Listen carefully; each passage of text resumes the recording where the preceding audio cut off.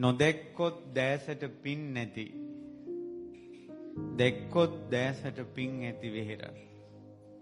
ලොව කොතන හිටියත් ලංකාවට පැමිණුනොත් වන්දනා කරගන්න අමතක කරන්න එපා. උතුම් පසේ බුදු යහරය.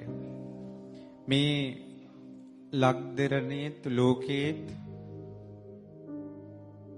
මේ මාලබේ බුදු පසේ බුදු අරහන්තක විහාරය තුන් ලෝකෙටම පෙනෙන තැනක් බවට පත් වුණා. ලොව එකම පසේ බුදු විහාරය. හිමාලයේ ගන්ධමාන පර්වතයේ මංජූසක වෘක්ෂයේ කඟවේනුකුගේ තනි අංගසේ හුදකලාව. කිසිවක් හා නොඇලී නොගැටි සොඳුරු හුදකලාවේ සුවය විඳින පරම පවිත්‍ර සිත්තිය